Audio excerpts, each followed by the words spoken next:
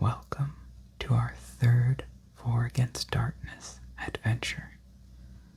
In our first 3 videos, we played the 2 beginner adventures included in the core For Against Darkness book, The Witch's Cave and the Purple Crystals.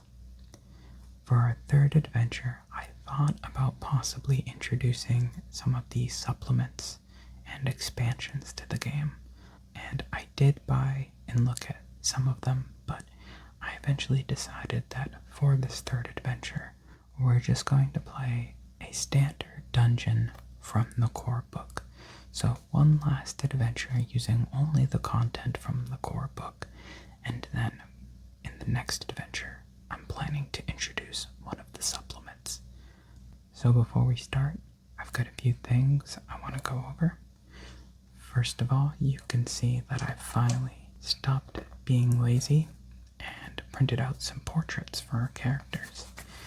And like I said, these portraits are blatantly stolen from Baldur's Gate. 2 of them, these 2, Tanyth and Tobias, are from the Baldur's Gate mod called Portraits Everywhere. And since I took these from a mod, I'll include a link to the mod in the description. Obviously, I didn't make these, so. And our other 2 portraits for Rayan and Lormac are also taken from Baldur's Gate. These are actually companion characters from Baldur's Gate 1 and 2. So if you're familiar with those games and you find it a bit distracting that those characters are just appearing in my For Against Darkness campaign, sorry if that's distracting, but these characters just really fit the vibes that I wanted for Lormac and Ram, so I wanted to use them. So we're going to be playing a standard randomly generated dungeon using the rules from the core book. And generally, these standard dungeons don't have any set story. You can just play them like a contextless dungeon crawl. But I thought it would be a little bit more fun if I came up with a little bit of a story to give us some context to the dungeon and enhance the role-playing aspect just a little bit. Now, I am not a fantasy writer or a writer of any kind. I'm not a writer, so the story is not particularly good or original. It's pretty simple, but I just thought it would be kind of fun to have a little story to go with the dungeon, so I'm going to include a timestamp in the description and on the progress bar, so you can skip past the story if you're not interested in hearing it, and you can go straight to the dungeon crawling. So our story is going to start in a settlement called Amber Hill.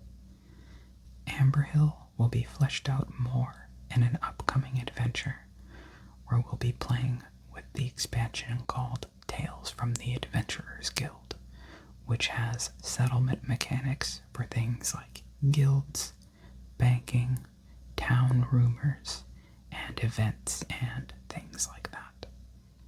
But for now, the details are not important.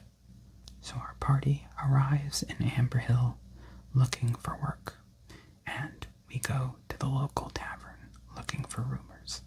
And in the taverns, someone suggests that we go visit the Amber Hill Alliance of Blades and Conjurers, also known as the Adventurers Guild. When we go to the guild, they tell us that they typically do not offer paid work to freelancers, only to members of the guild. But they tell us that they have an urgent job and no members currently available to assign it to. The guild representative tells us that he can't pay us for the job, but if we do it, we can keep any treasure we find on the way, which he says there will likely be plenty of. And if we successfully complete the mission, we'll be allowed entrance into the guild, where we will be able to find steady work in the future. While our party is not thrilled about doing unpaid work, our failure to capture Goral and claim his bounty has left us strapped for cash and desperate. So the promise of treasure alone is enough to get us in.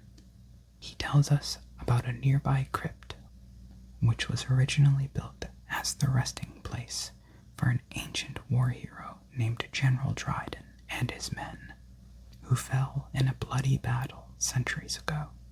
As the years passed, the crypt has become infested with monsters, and recently has become the base of operations for a band of orcs and goblins who have been terrorizing the area.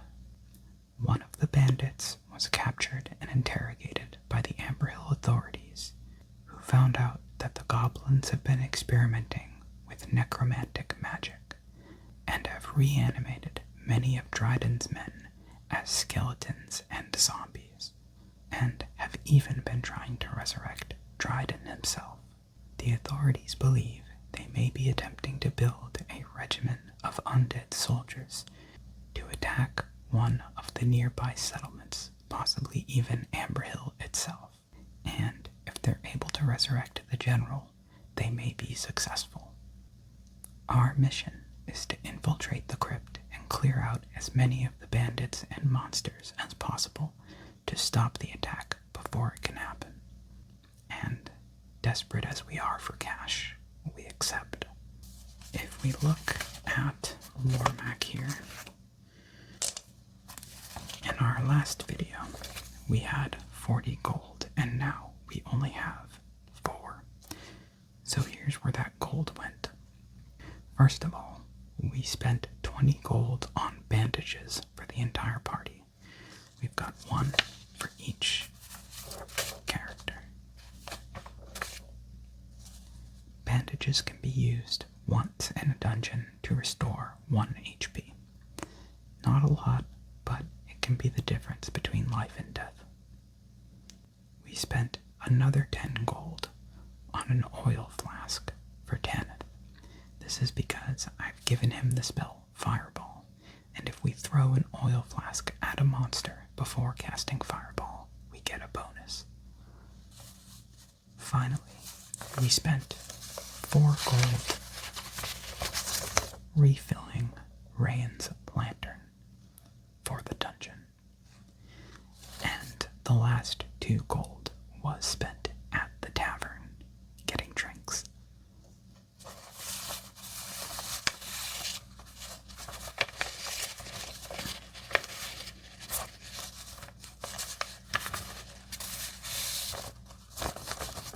Alright, so we've got our tables here. These are our monster tables. We'll be using these when we find monster encounters. Here we have the search table, wandering monster table, and door table. And these will be useful when we're exploring the dungeon. And I'll leave these over here. We've got the special dungeon tables. So we've got special features, traps, special events, and things like that. We've got the content tables, so the tile content table, the treasure table, the quest table, which isn't often needed, but we'll see, and the epic rewards table, which is, this is a reward that you get if you complete one of the quests. And finally, we've got the tile generation tables. These will be the rooms in our dungeon.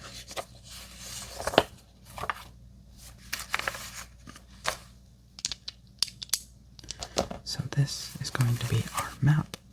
The Dryden Catacombs. The resting place of General Dryden. And by the way, I've already rolled the final boss, and that's kind of how I came up with the story. I rolled the boss first and then came up with a story around it. So when we find the final boss, I've already planned out what it's going to be, but everything up to that will be random.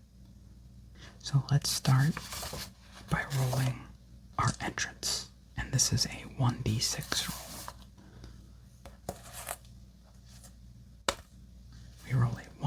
So this is our entrance right here.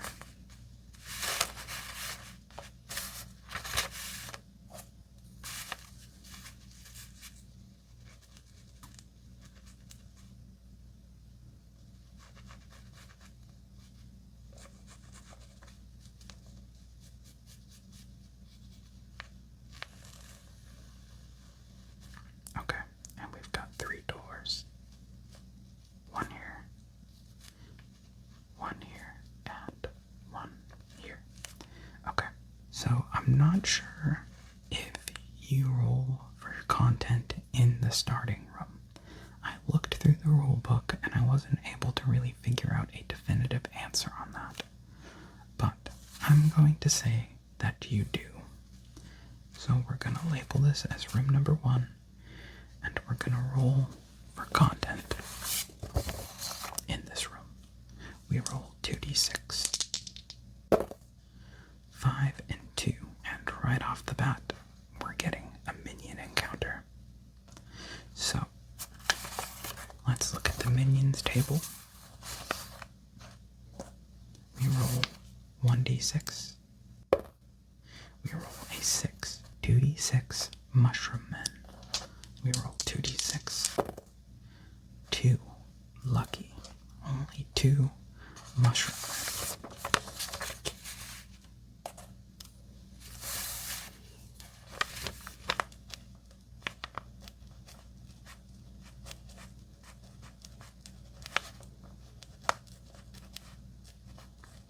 By the way, I don't want this adventure to end too quickly, so I think we're not going to roll for the final boss until we've gone through 10 rooms.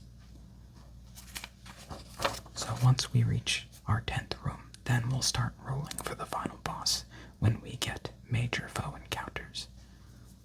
But to start off, we get an encounter that should be pretty easy. Let's put this here, and we'll move this over here so we can read the monster description while we have the battle board up.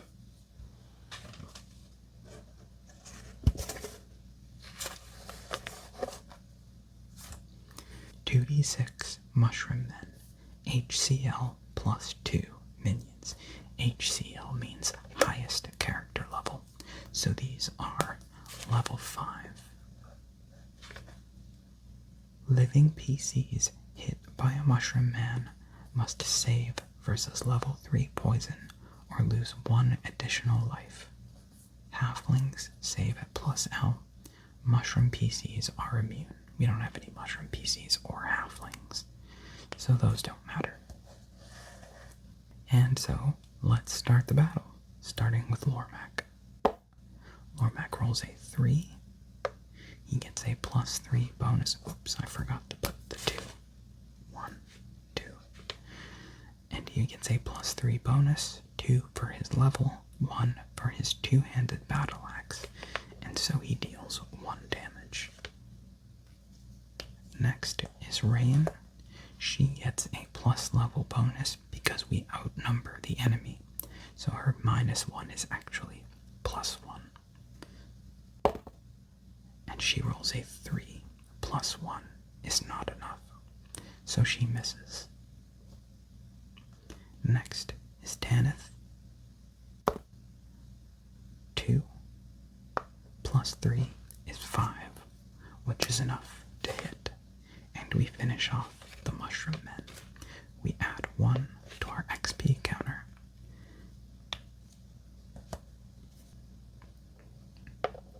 And now we roll for treasure.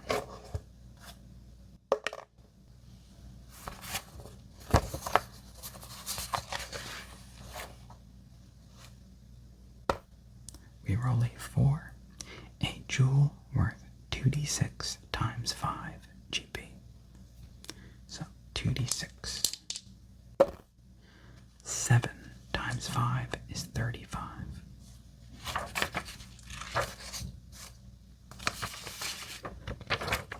So we'll give that to Lormac.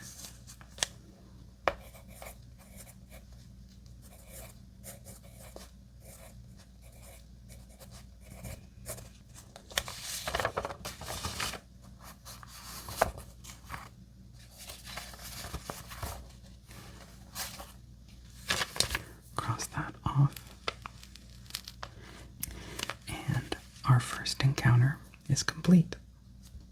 So let's go into the next room, and we're gonna have to do rolls for these doors.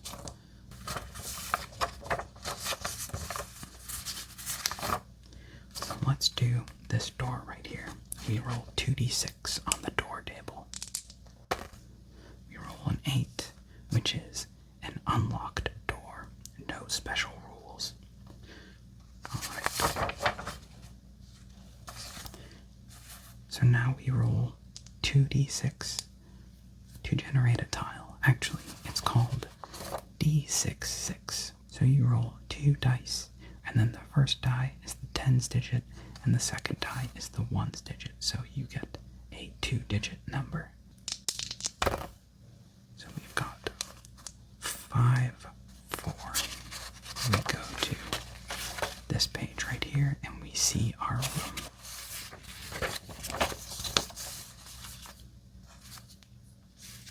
So this is the door. So we came in through this door.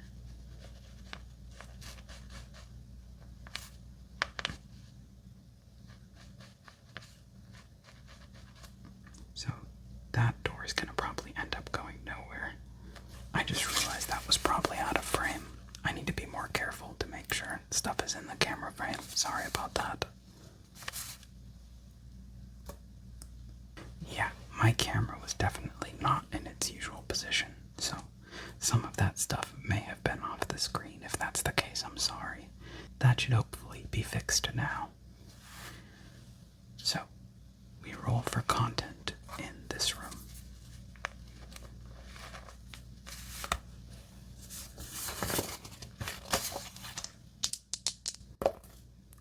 We roll a 7, another minion encounter.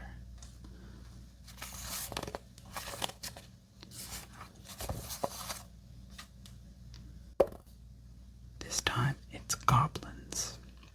These are the infamous goblins we've heard about from the guild. D6 plus 3. 4. 4 goblins.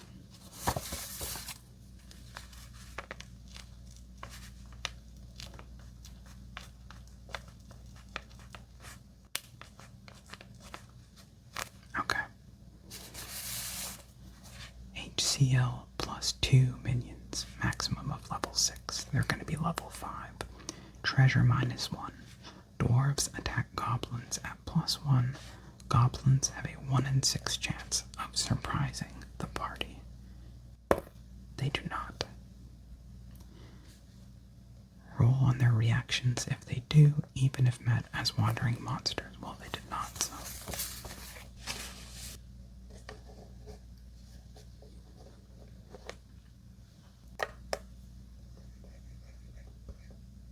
Now these are going to be level 5 again, so we can just keep that. And there were 4 of them. We're getting pretty lucky with these monster counts in these first few encounters. We've gotten the minimum possible amount of monsters in both of them. So let's start with Lormac. He rolls a 1, that is an automatic failure, and he misses. Next is Rayan. She rolls a 6, which is an explosion. She gets to roll again. 6 plus 3 is 9, minus 1 is 8. She takes out 1 of the goblins. Next is Tanyth. He also rolls a 6, so he gets to roll again. 7 plus 3, so he takes out 2 of the goblins. And now they have to roll for morale. If they roll a 1 through a 3, they run away. The last one runs away. He rolls a 4, so he stays to fight. His funeral. So Tobias goes. He rolls a 1, he fails. Okay. So now the goblin gets to attack. I think we're gonna have him attack Lormac, because even if he's successful, Lormac has has a trait that lets him ignore 1 physical damage per battle. So even if he hits Lormac, Lormac doesn't take any damage. And Lormac rolls a 3 plus 2 is not enough to defend. So he does take the hit, but he uses his toughest stone trait to avoid damage. So we take no damage. And now we get to go again. And Lormac rolls a 5, which is more than enough to take out the last goblin. And with that, our party has now defeated 10 minor foes across our 3 adventures, which means we earn 1 XP roll. Now, who are we going to give it to? I think we'll give it to... Let's give it to Ran, I think. So she gets an extra defense. And she rolls a 1, so the XP roll fails. She does not level up. And we lose all that XP. All that work. And we fail the XP roll. That's just how it goes in this game.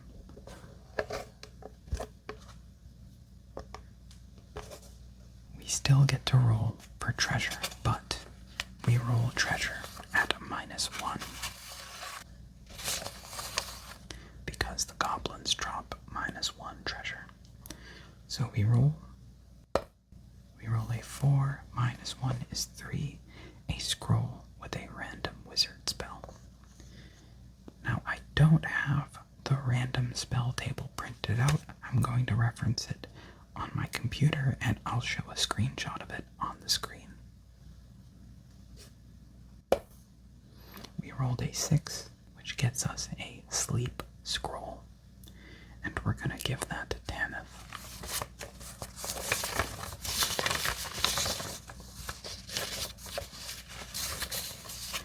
Other characters besides Tanyth could read the scroll, but they would not get a spell casting bonus. So it would be harder for them to be successful with it.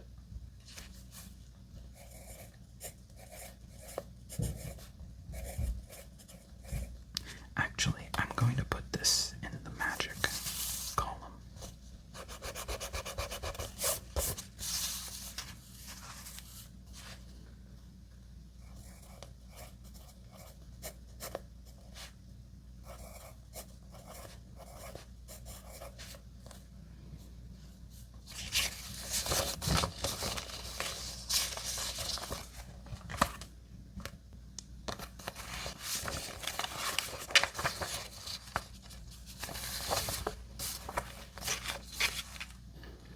Defeated the goblins, and we got a sleep scroll out of it, which is pretty good. Now let's continue down this hallway. We will roll D6.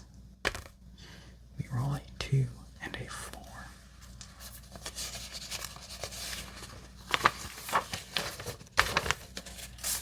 So right here. So when you come down a hallway that has no door, and you get a room that has all doors, I just remove one of the doors. And I think we're going to position this so this right here is facing up. So it comes out by 1 like that. Then it goes out, and this door is actually going to connect here. It connects like that. That's kind of interesting. And then this door goes up to another room, and then this is another exit. I kind of like how this dungeon layout turned out. And I guess this is just a little closet over here. Okay. Let's roll for content in this room.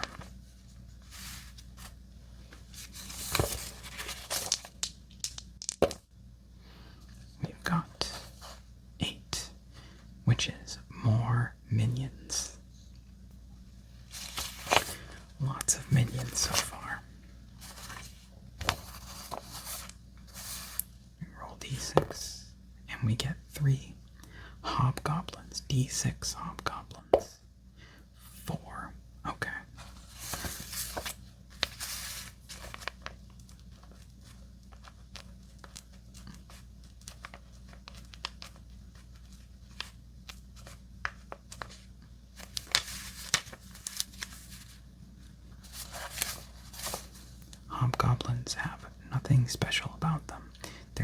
CL plus 3, so level 6, treasure plus 1.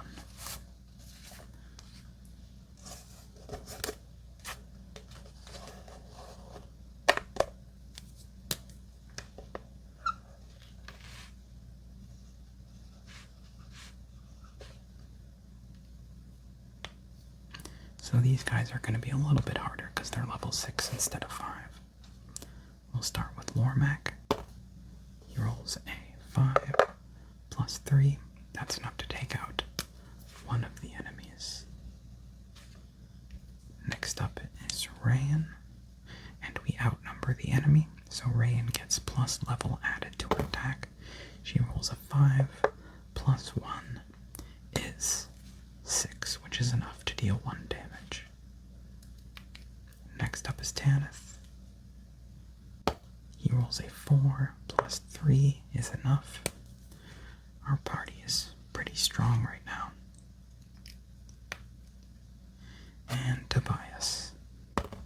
Tobias rolls a 5 plus 2. Again, that's enough. We're getting very high rolls in combat right now. Look at that. 5, 5, 4, 5. So we add 1 XP. That encounter was no trouble at all. So far, nothing to challenge us in this crypt so far.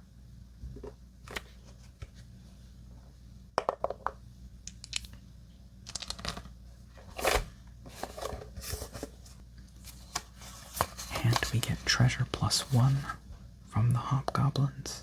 We roll 4 plus 1, a treasure chest with 3d6 times 10 GP.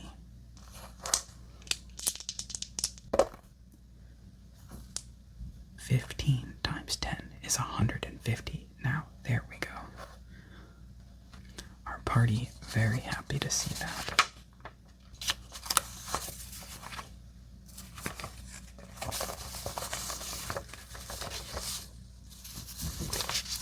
And like usual, we're just going to give it to Lormac for now,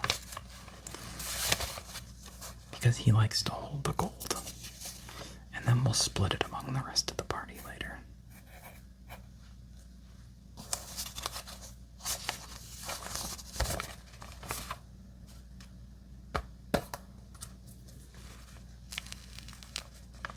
Okay. That was a fruitful encounter.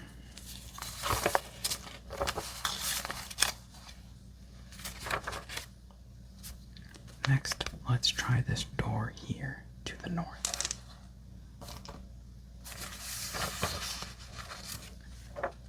We will roll on the door table. 8 once again, which is an unlocked door. So let's roll D66. 4, 6, which is right here.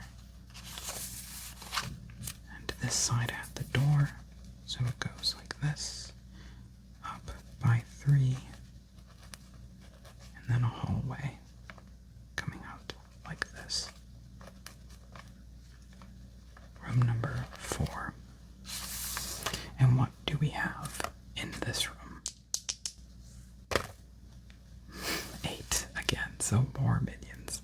We've gotten nothing but minions in this dungeon so far. Not particularly interesting.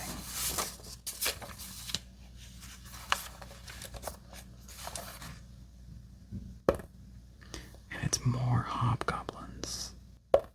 Again, 4 hobgoblins. The exact same encounter as last time.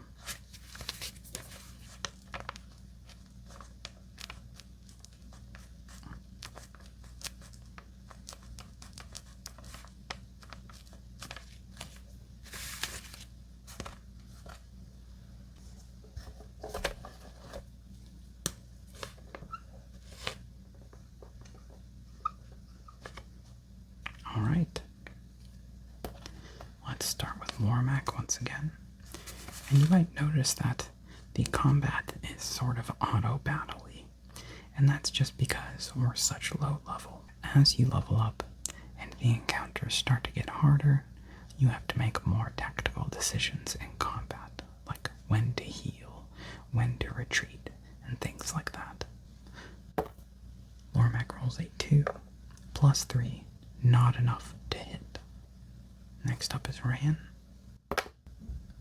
She rolls a 2, again, not enough to hit. Next up is Tanyth. Tanyth rolls a 5, there we go. That's enough to deal 1 damage. And finally, Tobias. Tobias rolls a 4, landing a hit.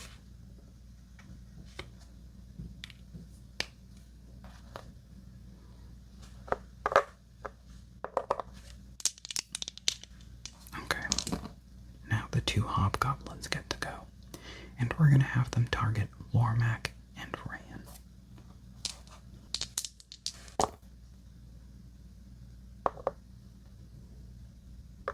So Lormak, 2 plus 2 is 4, not enough to defend. So Lormak takes a hit, but he avoids damage thanks to his trait. Ran rolls a 3, gets plus 1 from her leather armor, putting her up to 4, and plus 2 for her level because rogues get plus L added to their defense rolls. That brings her up to plus 6, which is not enough to defend. Remember, when you're defending, you must roll higher than the enemy's level. Defending is more difficult than attacking. So both of them take 1 damage. Or no, Lormak doesn't take damage. Ran takes 1 damage. Alright, we go again. Starting with Lormak, who rolls an explosion and rolls 2 explosions, taking out the last 2 hobgoblins. And again, we roll treasure plus 1.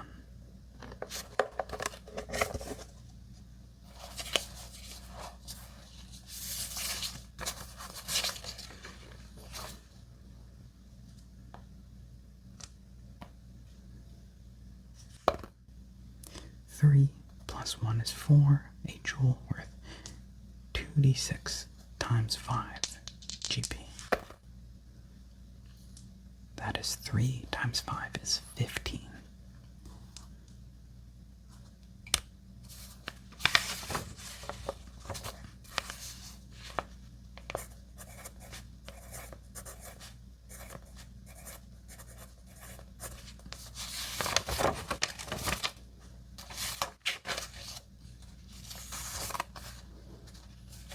So far, not much interesting has happened. Just a whole bunch of minion encounters.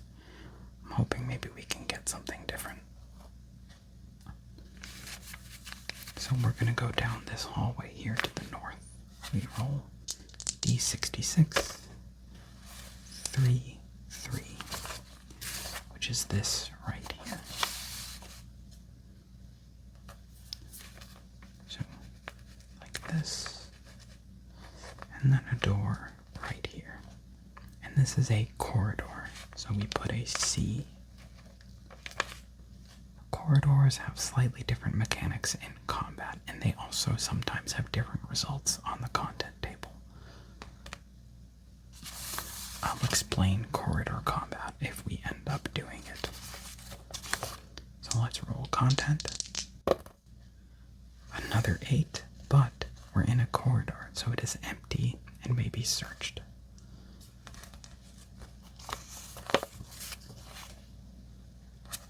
Now, we're gonna get a wandering minion encounter. I'm calling it now. So we search. Roll a 2, the tile is empty, so nothing. An uneventful tile. Now let's try to open this door right here. We roll a 9. It is an unlocked door.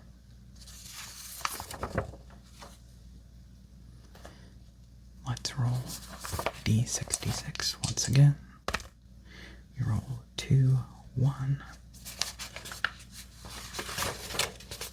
And this is going to be a dead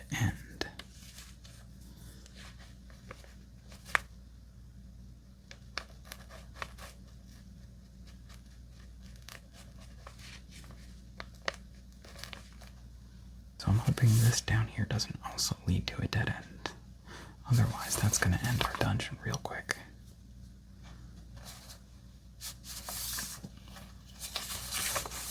Let's roll for content. And we roll a 3. Treasure protected by a trap. So we roll on the traps table.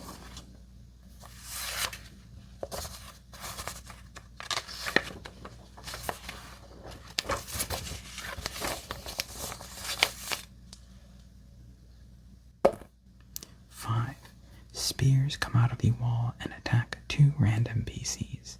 PCs failing a defense roll versus an HCL plus 5 attack lose 1 life. Now if we look down here, a rogue in position 1 or 2 of the marching order gets a chance to disarm the trap before it is triggered. The rogue saves versus the trap's L, adding plus L. If the save succeeds, the rogue spots the trap and warns the party just in time.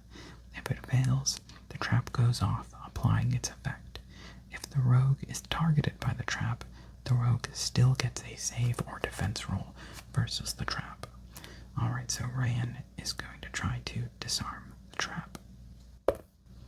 She rolls a 5 plus L is 2, so she rolls a 7, and the level of the trap is HCL plus 4, so 3 plus 4 is 7. She barely manages to make the save.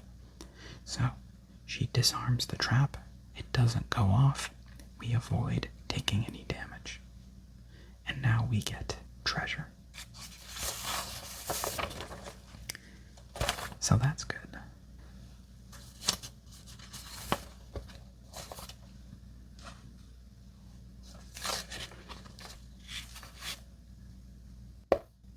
One D6 GP, not very good treasure. 2 GP.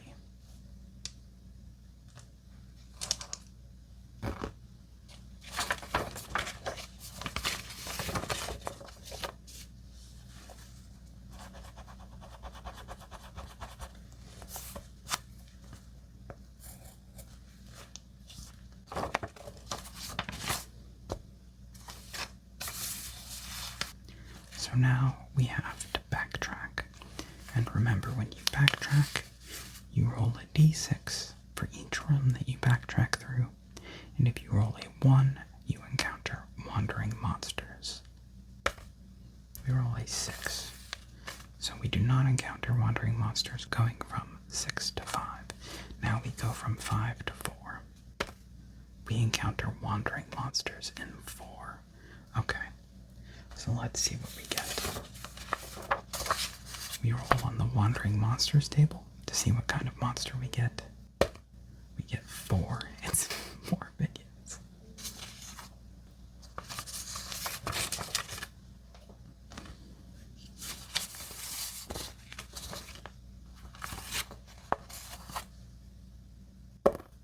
We roll a 1, skeletons, or zombies.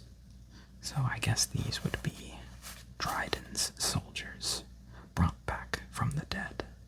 If we roll 1 through 3, it's skeletons. If we roll 4 through 6, it's zombies. We roll 4, so it's D6 zombies. 4 zombies, and they're wandering monsters. Now, I thought wandering monsters roll for reaction, but I think the description of the goblins saying that you roll for the reaction even if met as wandering monsters. And now I'm reading here that wandering monsters sneak on the party and automatically attack first. I think wandering monsters just automatically attack you. They don't roll for reaction. I'm just gonna look and check in the rules. Okay, after reading a bit in the book, it seems wandering monsters do always attack you. When they see you, you do not roll their reaction, except in the case of the goblins, of course. And I also learned another thing I wasn't aware of when I was reading, which is that wandering monsters never have loot. So, we will not be getting any treasure. But I don't think these guys ever have treasure anyways. So, let's read the description here. HCL plus 2 undead minions. That's level 5. No treasure, never test morale. Immune to sleep, poison, disease. A vial of holy water will automatically destroy one skeleton or zombie. Crushing weapons attack skeletons at +1. Arrows and crossbow bolts are at -1 versus skeletons and zombies. Zombies are max level 6. Okay. So,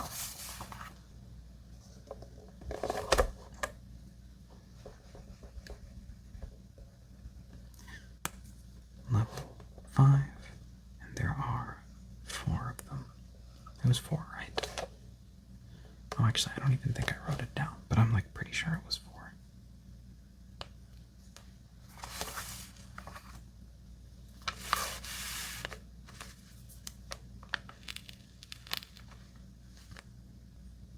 I actually don't remember if I rolled for the amount of zombies. I know I rolled 4 to determine that it was zombies, but I don't remember if I rolled the amount. So I'm just gonna roll again. And we rolled 4 again. So it's fine.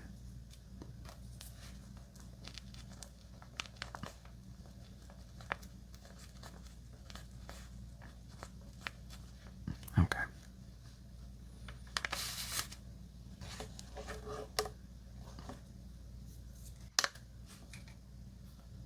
And since they were encountered as wandering monsters, they get to attack first.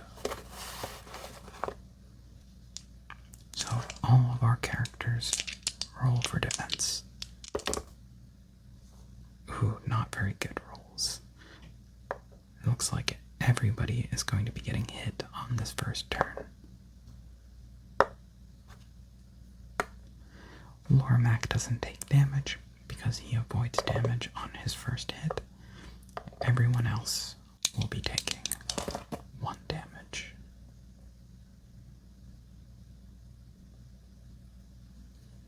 I might be having Rain use her bandage after this fight. You can't use bandages in the middle of battle, so.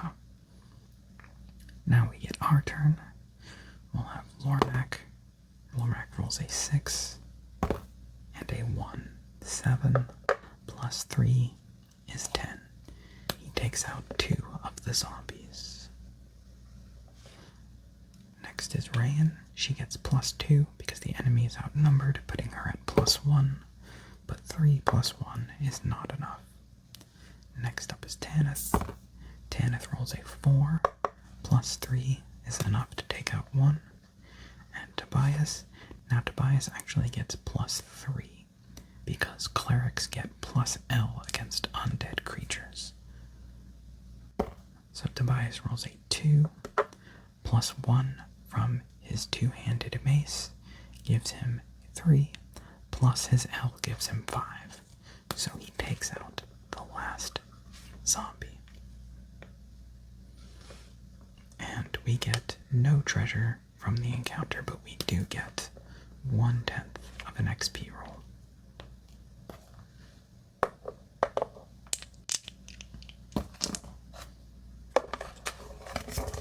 A lot of combat so far. Now we're going to move from 4 to 3. No wandering monsters, although we rolled a 2, so it was a bit close. Now we roll to open this door right here. We rolled a 7. Again, it is unlocked. So let's roll. D66. 6 and 2.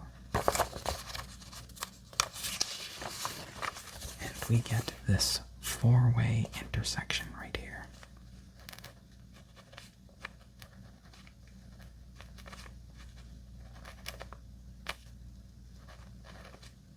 And it's a corridor.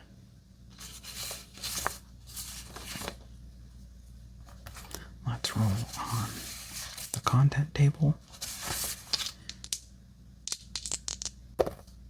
And we rolled a boss encounter So I already decided that if we roll a boss encounter before we've gone through 10 rooms, it's not going to be the final boss. So right here it says each time you roll a major foe, roll d6 and add a +1 for each major foe encountered so far. On a 6+, you have found the final boss, but we're not going to do that yet. I forgot to cross this out. So, 7. And let's see what the boss is.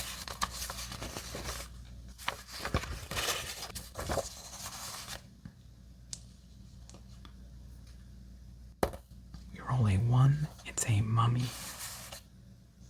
So, mummy, HCL +4 undead boss, tier +2 life, 2 attacks, treasure +2, never rolls morale, immune to sleep and poison. A PC slain by the mummy becomes a mummy 1 turn later and attacks the party. A mummy is flammable. Fire-based attacks and torches attack them at a +2, and a flask of oil adds another +2. Okay. Now, we're fighting this mummy in a corridor. Here's what that means. HCL +4 is level 7, and it has tier +3 life.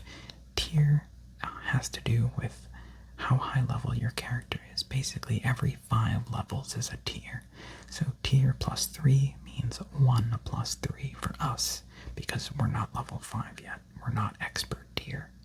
So this mummy has 4 life. And it has 2 attacks, so it will attack our front 2 characters because we're in a corridor, which means only the front 2 characters are in direct melee with the monster. The other 2 characters are in the back and can only attack with either ranged attacks or magic. So on the first turn, Tanyth and Tobias are both going to spend their turns switching to their ranged weapons. Let me just remind myself what those were.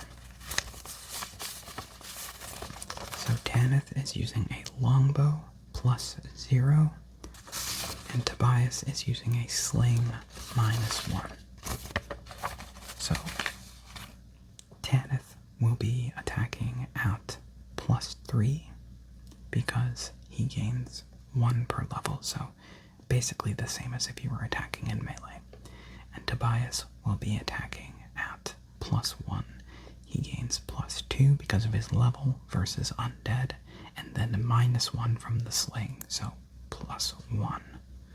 But neither of them get to attack on the first turn because they have to switch to their ranged weapons. Tobias and Rayan, however, do get to attack. Or Lormac and Rayan, sorry. So we'll start with Lormac. So he rolled a 5. +3 is 8. That's enough to deal 1 damage to the mummy. Next is Rayan. She's going to have a much harder time hitting. She needs a 6. And she doesn't get one, so she misses. Alright, now it's the mummy's turn. The mummy gets 2 attacks. He's going to attack Lormac and Rayan.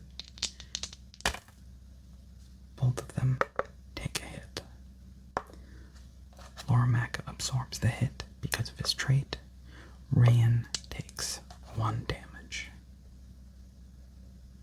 Now the next turn, ranged attackers go first. So Tanyth will attack with his bow. Rolls a 4. +3 is 7. That's enough to deal 1 damage to the mummy.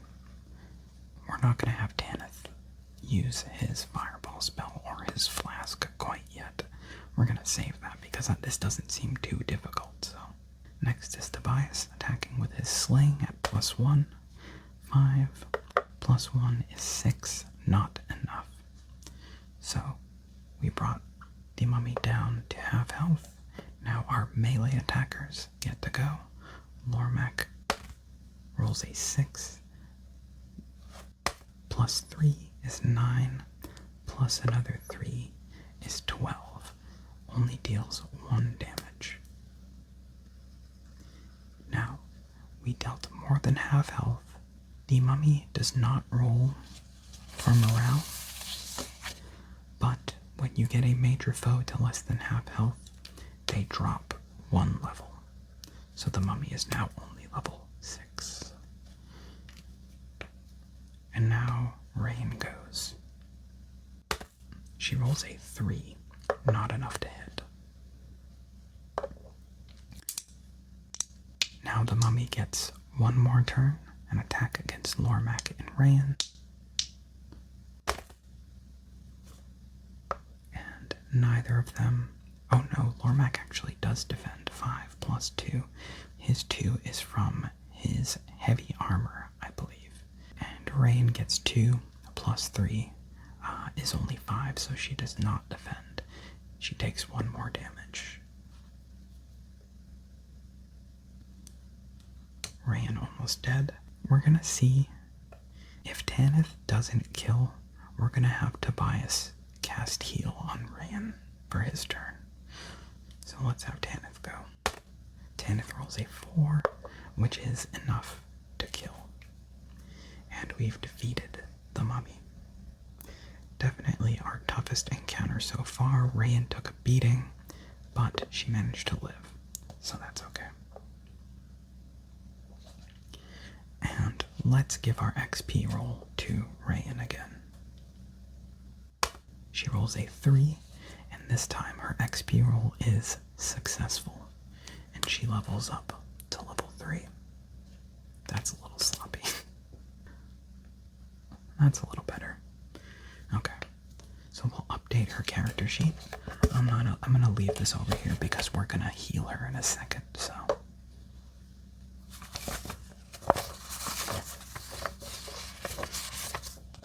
I'm gonna put Tobias to the side because he is going to cast heal shortly. So here we have Rain, our rogue. She levels up.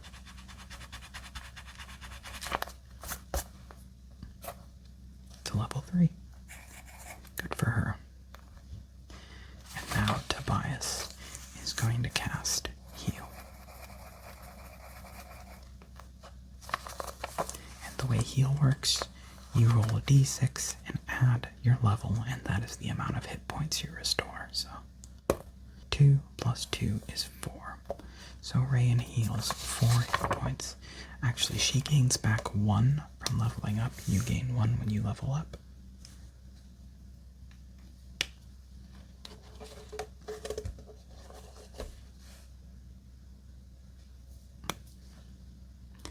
One, 2, 3, and 4. And I think that's her max HP anyways, is 6. L plus 3 is 6, yeah. So she's at max HP.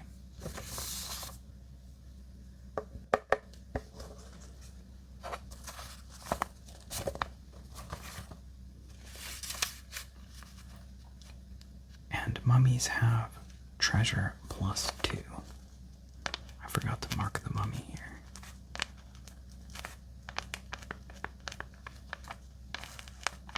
So, let's roll for treasure.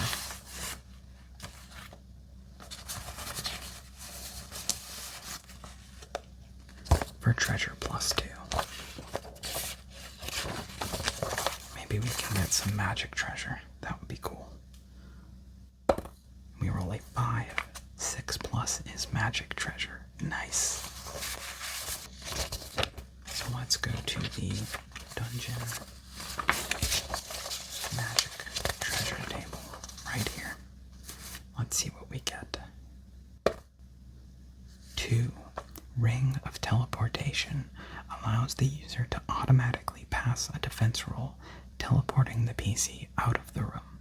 The PC may no longer take part in the current combat, but rejoins the party as soon as it ends. After 1 use, the ring loses its powers. Resale value if unused 50 GP, if used d6 plus 1 GP. And I think we're going to give that to Rain.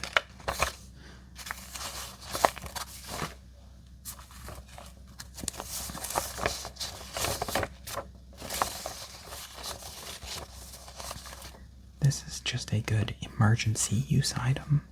If you need a get the heck out of here item to just remove a character from combat for the rest of the encounter because they're about to die and you don't have any way of healing them.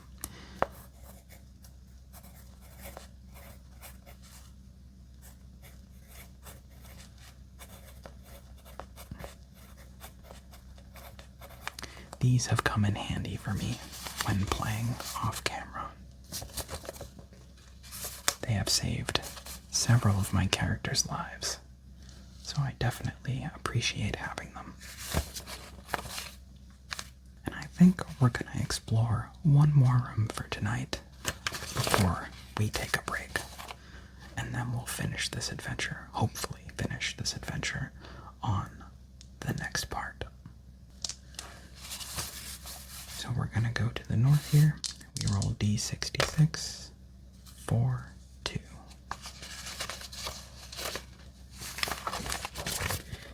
And it is another corridor. This one right here, this curvy corridor.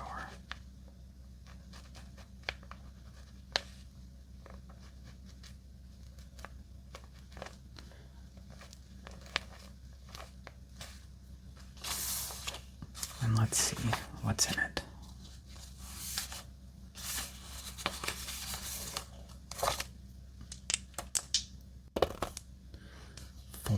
If this tile is a corridor, it is empty and may be searched. So let's do that.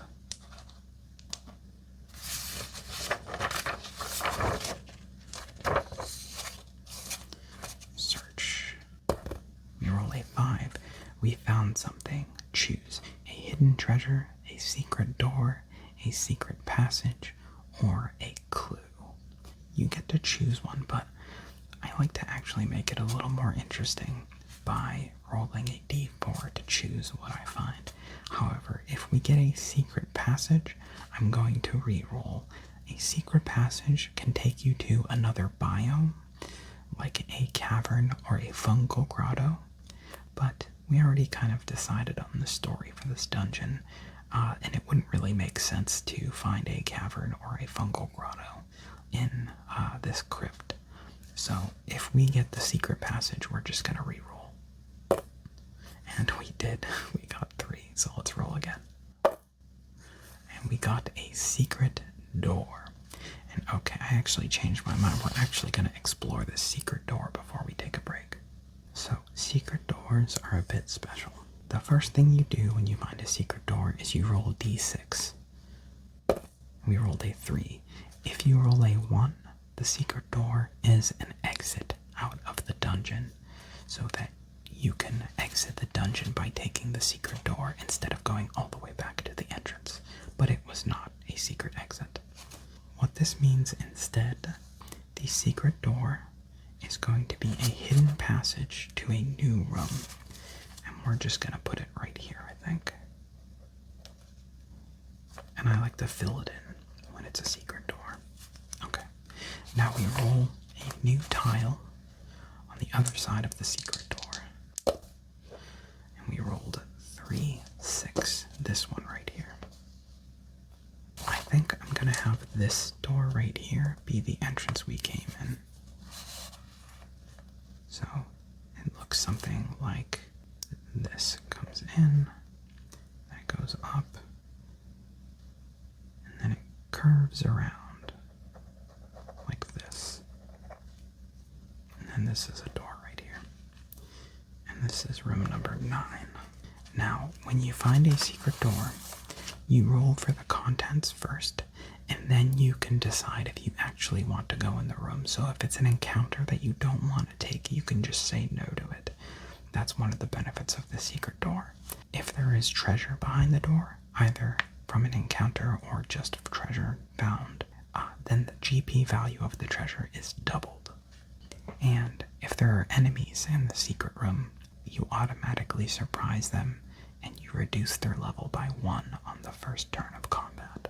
So you get a lot of benefits to going into a secret room. Let's see what is actually in the secret room. 7, it's minions. So let's see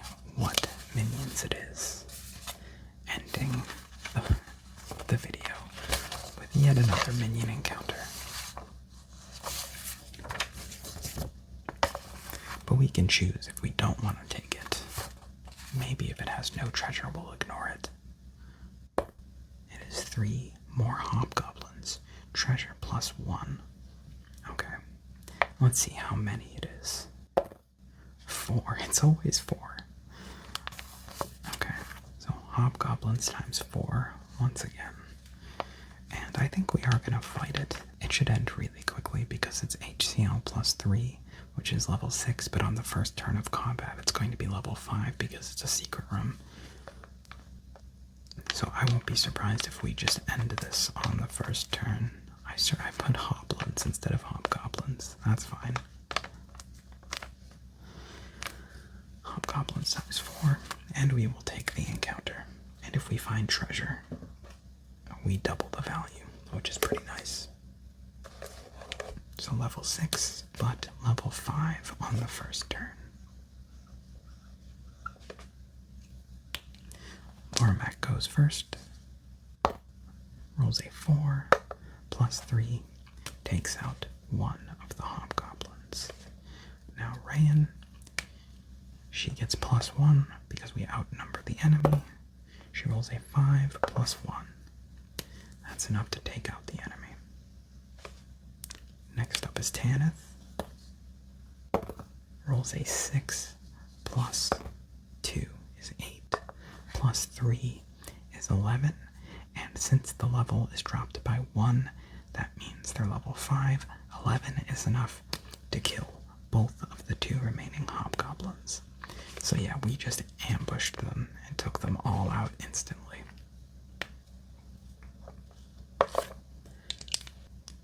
And let's see what they had.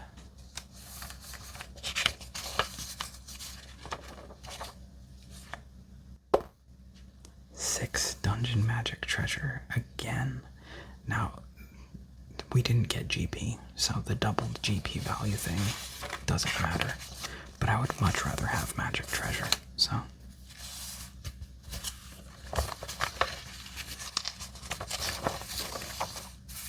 Let's see what we get now.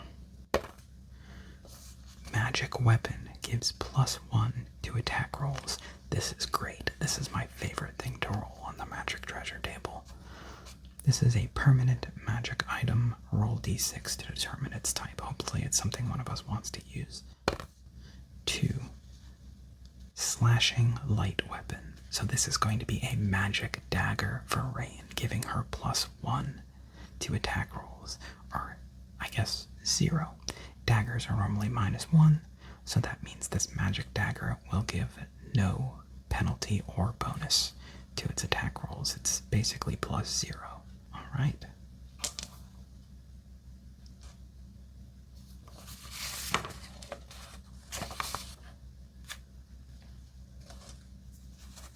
So we'll have her keep that as a backup just in case something happens to the magic one, but we're going to add. Should we give it a name? Like a special, cool fantasy weapon name? I don't know. I don't know if I can think of one. I'm just gonna put Magic Dagger for now. If you have any suggestions for a cool name for a magic dagger that we can name this, let me know.